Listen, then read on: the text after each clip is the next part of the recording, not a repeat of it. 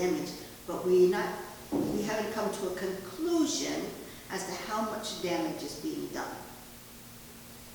Now, the disturbing thing about this to me, and I would hope to everyone, is that ultrasound is frequently and often repeatedly on a single pregnant woman being used to invade the womb while the child is developing.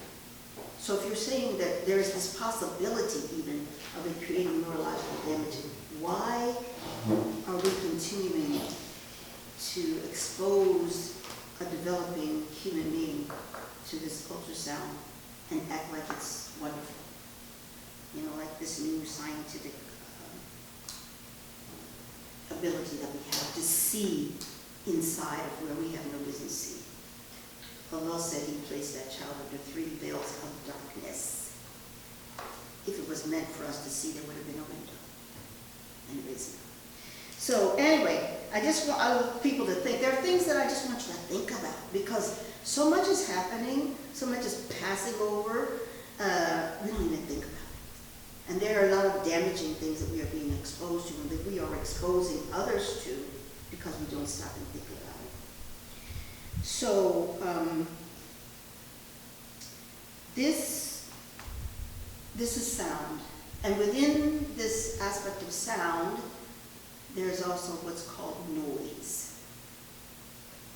Because sound, like I said, everything makes sound, right? Everything, the wind, and this is so interesting. When the wind blows on the tree branch or the grass, the sound that it makes depends on the thickness of the leaf or the branch and the speed of the wind.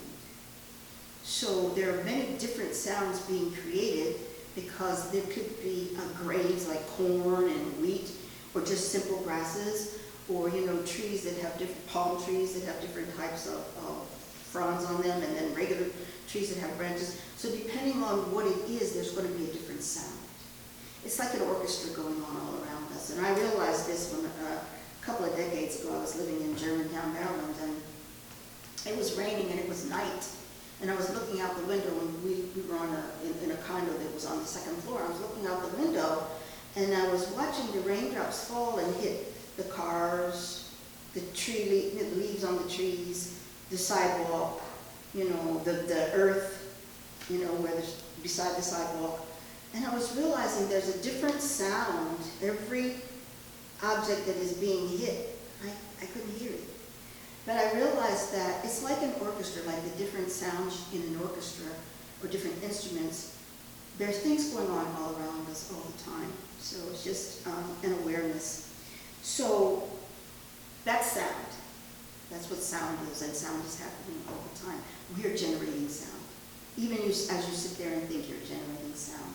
And that's why we have to be careful of what we're thinking and how we're looking, because we are sending out vibrations that are affecting others.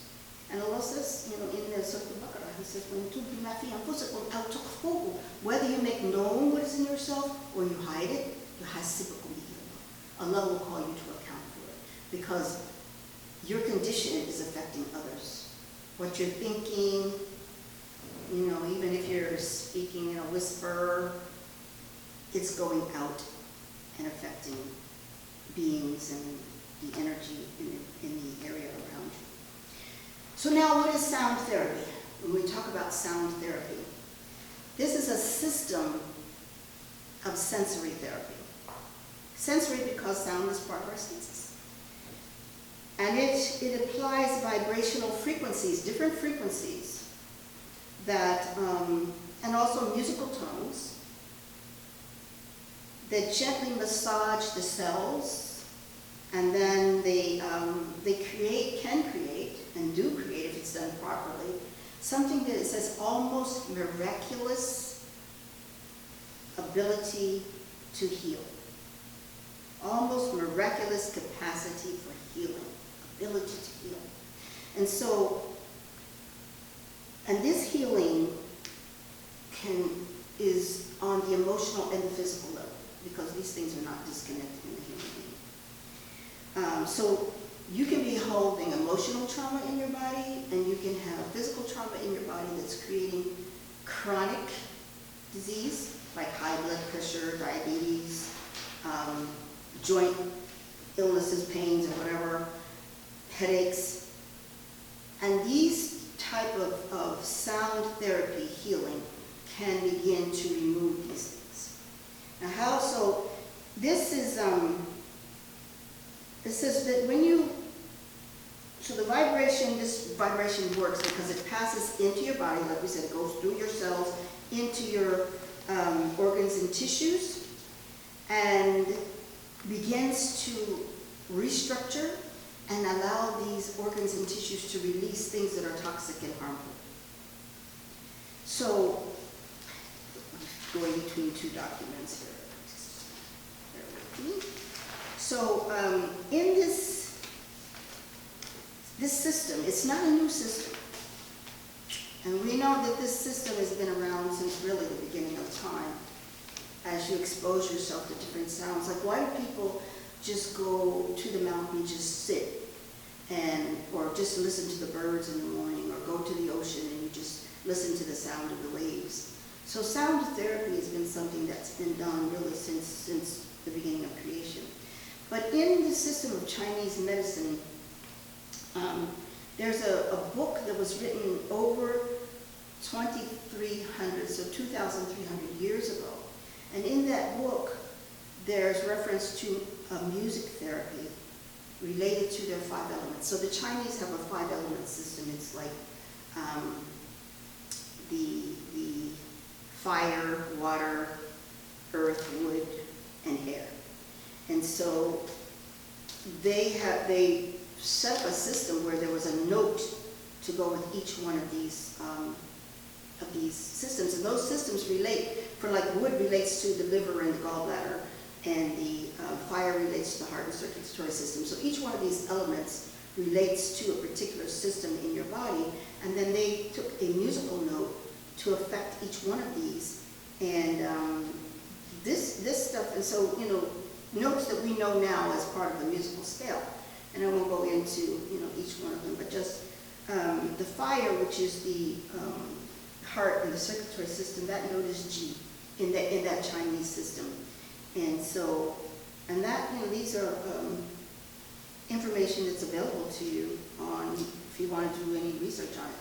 So, it's an old system of healing. Before prescription medicines and, you know, these other things that they have that they do to people, horrible things that they do to people. But there's something called bioacoustics, okay, so, and it's the study of sounds that organisms make. For instance, the sounds that even the earth, the sun, because NASA now, and you can find this on the internet if you want to, NASA has recorded the voice of the sun and slowed it down because it's above the 20,000 hertz on our hearing, but they slowed it down so that we could hear it. So, and they've recorded voices of other bodies out in the universe, so you can listen. So it says, so bioacoustics is the science of what sounds organisms are making, and then the effects that those sounds are having on others. So the human voice, so we are part of this bioacoustic, which is just the live sound system. We are part of it. So the human voice is one of the amazing instruments of change and healing. We can transform others with our voices, with our choice of words, with the emotion that is in our words. And we can make people feel better or worse. And we can begin to heal depending on what we use our voice for. So, our sounds, meaning the voice, human voice, is perceptible to every animal, to every being that exists. Everything responds to the human voice. That's part of, you know, who we are, who Allah created us to be. Everything can hear us. And we also, our own voice is the best healing sound for ourselves. thoughts. You might not think so, but your body will respond to your own healing effort. If you use your voice to try to heal yourself, your body will respond to that more than to the voice of anyone else. So when we talk about the places in our own system that are responsive more to sound than to other, every cell in our body is responsive to sound. But there are certain concentrated parts where they're called, they're called in Sanskrit chakras, they're called in the Islamic tradition al-latifiyya, meaning the subtle places related to the name of Allah, al-latif. And they, in science, just science, these are places where the nerve plexi intersect and they become nerve centers. And we have them all the way down the front and up the back of our body. In fact, they start generating in the back and then come to a fruition in the front of our bodies. And we have 7 major ones. So where these nerve plexi intersect like 21 times, those are the major ones. And then there are smaller ones other than that. But they're called the 7 energy centers. And there are notes also that go with each one of those. But before I just go into that, because that's what these are here for, but anyway. Each one of these centers has a sound that it responds to, has a note that it responds to, and has a particular vibration. Everything in your body does not vibrate at the same speed. Every organ has a different vibration and therefore responds to a different vibration and a different musical tone. And when you make certain sounds, how many of you had like grandparents or even your parents that used to hum a lot? Humming, right? And someone told me that they were in their church and something was going on and the women just all automatically started humming. And then they opened the windows to let in fresh air and new energy. And that humming was purifying that church and beginning to heal. Whatever was happening, there was something negative going on, I don't remember. But they just started humming. My grandmother used to hum all the time. And I know it was a church hymn she was humming. But the thing is, even when you say the word hum, you hear the meme, which is alhamd. When we said that the hamdulillah and the subhanallah are filling the space between the heaven and the earth, that humming is something that is holy and healing. So when you begin to understand how to use sound and tie it into sound, and if you learn how sound is used in our tradition in Islam, you will begin to heal and bring health to yourself, and inshallah begin to, if you're on medication, begin to live yourself. So we think of sound, when we think of sound related to al-Islam, we probably think of adhan, which happens if you're in an Islamic country. You're going to hear that adhan coming through the microphones, so many times a day, and you're going to hear it more than 5 times because it'll go off in this neighborhood, and a few seconds later or a minute later it's going to go off in another neighborhood. And so it's like an echoing vibration, continuing sound. And it is said that there is never a time in the universe when the adhan is not being said. Somewhere. 24/7. All the time. Who was the astronaut that said he could hear it out in space? Was that Neil Armstrong? Somebody said they could hear it out in space. It is something that is going on eternally. Well, I almost say eternally.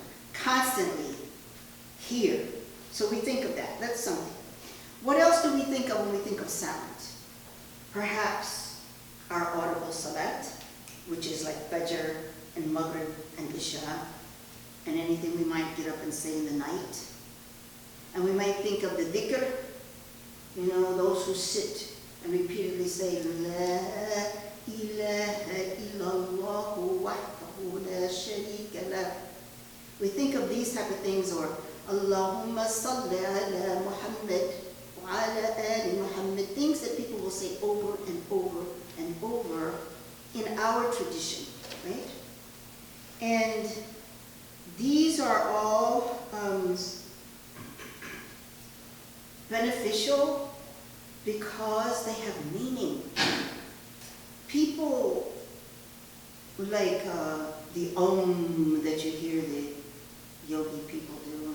I'm not downing yogi people because I'm a yoga instructor. I'm not downing them, but what the thing is, what does it mean? We don't want to just say things that have no meaning. When we say Alhamdulillah, we know what we're saying. We know it has meaning, and we know that we get, when we come up from the ruku', and when we go into the ruku', we say Subhana Rabbiyal Azim, and we come up and the Imam says, or we say Sami Allahu liman hamida, Rabbana wa lakal hamd. There's something that gets added to that. I don't know if you've heard it. Alhamdan kathiran wa tayyiban wa mubarakan fi. When you say Rabbana wa lakal hamd, this is something that many people add, because I believe this came from the Sunnah of the Prophet sallallahu alaihi wasallam. Not when, okay, so it wasn't actually the Prophet, it was a Sahaba in the time of the Prophet who was saying it, and somebody said, oh Muhammad, this man is saying this. And he called him and he says, you know, oh, you're saying this? He said, this is a good thing. So after he says, Rabbana wa lakal hamd, he said, Alhamdan kathiran wa tahiran wa mubarakan fi, which means much hamd, much praise, much gratitude, and